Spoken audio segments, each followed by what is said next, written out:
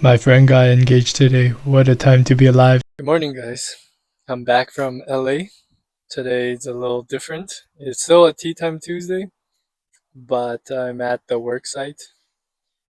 I'm just waiting before the big boss arrives. Speedy, that's his name. If you guys need a towel laid out for you, any kind of renovations, Speedy is your guy. Uh, Still gonna be a bit before he comes, so I'm just filming this. Got the mountains in the back. I'm cropping my head on purpose because my hair is a mess. I need a haircut for sure. But yeah, I'm back, guys.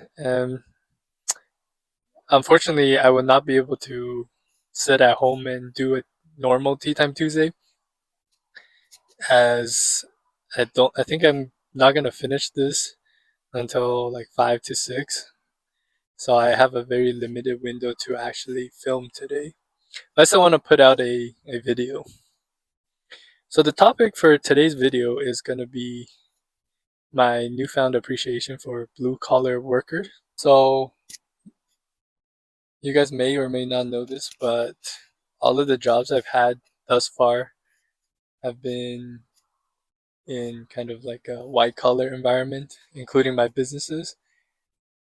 It's a lot of computer work and administrative, and I just work out of my home office, right? But it's like job sites like this that gave me a newfound appreciation for blue collar jobs. The first point that I've come to appreciate is the environment that these people work in. For example, rain or shine, you got to come to the job site and get it done. So it could be cold, it could be super hot, it could be windy, it could be blizzarding, but if you committed to a job by signing up for a contract, you got to show up when you said you would and get the job done.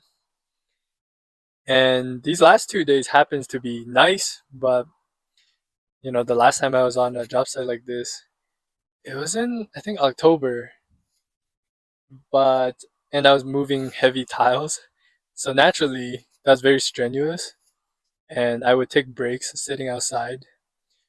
But it also would be like -5 to -10 that day, so you're caught in between. If you put on a jacket, you're gonna sweat to death, or if you take it off, like I did to rest, I end up catching a cold after. And it's a hostile working environment, unlike the comfort of my home. So I really appreciate that. Not to mention, you know, being a job site, it can get dusty, and you're not gonna be like assuming it's just normal dust. You're not gonna be wearing heavy masks and stuff because it would just get in the way of your work. Yeah, and then there's also the factor of the chemicals that you use for these jobs. Like most of them are corrosive and irritants, and they have smells. And sure, if you get exposed to it like once or twice, won't make much of a difference on your health, but in the long run it all adds up. And it's just part of the job. There's no one to look out for you because in a contracting business you are your own boss. So if you commit to a contract, whatever the environment throws at you, that's kind of what you're stuck working with until you finish the contract.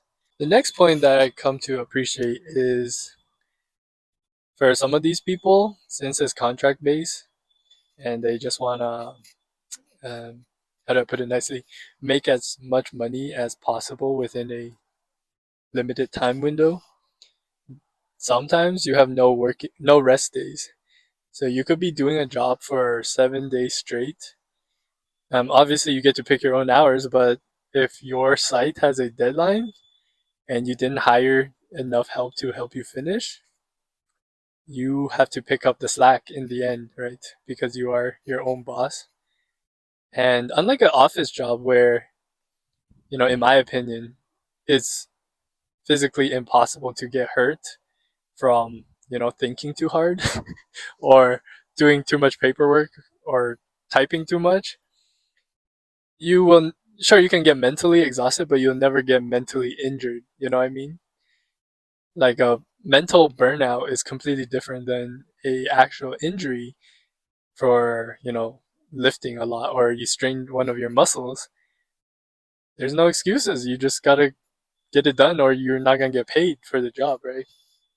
So this is where I really come to appreciate my normal working situations, in where, once in a while I can choose to come do a job like this where it is more manual based. But yeah, having the option to rest is a luxury for sure. Like I know some blue collar workers, in order to make ends meet, they just work nonstop until the job is done. So definitely appreciate that. The third thing I can really appreciate is how some of these people are highly specialized and masters of their craft. You're talking industry knowledge built over 10, 20 years of doing the same thing over and over again. Again, shout out to Speedy. He is very well known for his skills and speed at how he completes his job. That's why his nickname is Speedy. And he's actually tiled a lot of the famous grocery stores in Calgary. Like he said, he's done 14 Safeways here and Sobeys. Insanity. But at the same time, you gotta wonder, like, because they are so specialized, they're almost pigeonholed into just being good at their craft, right? Like you are talking, maybe 200, 250, 300 days in a working year of just doing that highly specialized trade and only expected to do that. I'm not going to call it, say, like, they're going to get bored of it, but they might, right? There is not a lot of nuances when someone hires you for your specialty, and that's what you're being paid for. For any other things, they might have other contractors who are, electricians or plumbers who are specialized in those. So in a way, being so good at what you do forces you to be able to do something like that, right? On the topic of specialization, some of these tradespeople get paid a lot, right? And in a way, they are also the biggest taxpayers. Like Speedy, he makes really good money, and the amount of taxes he pays is shocking, especially if we're located in Canada. Like arguably, blue collar people probably pay, close to majority of the taxes, because they are businesses, and you know, without paying them that amount of money, a lot of these like hard laborious jobs, you wouldn't find people to do them, right? So when they finish a contract, they get paid out in a lump sum, and probably half of it goes straight to taxes, which is really crazy to think about. Like, arguably, some of these jobs are the backbone of our economy.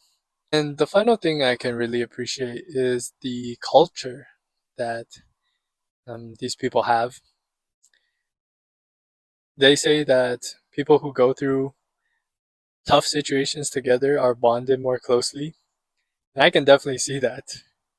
When you're faced with all of the challenges I talked about earlier on in this video, your work, subcontractors slash team, is your family, right? So some of these people have the biggest hearts I ever seen, and they're brutally honest, and there is a lot of camaraderie going on, just simply because you know everyone's working as a team, everyone's specialized in what they do, and everyone can be honest with each other, right? Because your integrity is shown through your work, and you know, um, arguably, some of these people get as close as family because they work so much together. And these people, make a lot of money, but they're all also big spenders. Again, driving the economy. Like, there's been many times where Speedy has basically offered to buy me anything and everything to make me comfortable: food, water, snacks. He like in his mind, his first priority is to take care of his team, and you don't see a lot of that if you work in a corporate environment. Everyone kind of fakes the work culture, but on a job site like this, if everyone's not putting in all their effort and someone slacks, well, you might lose a whole contract, and we're talking big sums of money. So in everyone's best interest, it naturally gets to a point where everyone is super tight with each other, and I can definitely appreciate that. And one thing that I used to never understand is why they swear so much. But when you're working your hardest, like day in and day out, whatever environment, paying half your paycheck to taxes, having no rest days whatsoever, yeah, you're gonna feel some type of way when it's the sixth day of that week that you have to get up and go do your craft. Like, honestly, I get it. If I keep working at a place like this, I would probably start swearing, just being honest. And yeah, um, I've come to really appreciate the culture in that sense. Before I left LA, I had to try out this funny machine. I went 7 a.m. in the morning with my guest pass. I ate so much junk food that when I got home, this was my lunch. So much green and meat. But yeah, had a lot of fun. This was yesterday's workout, quote unquote, but it's just me working. I moved so much stuff that I think it was more than the gym would have given me. Then today before I went to work, I went to the gym at 5 a.m. The sessions hit different, you know what I'm saying?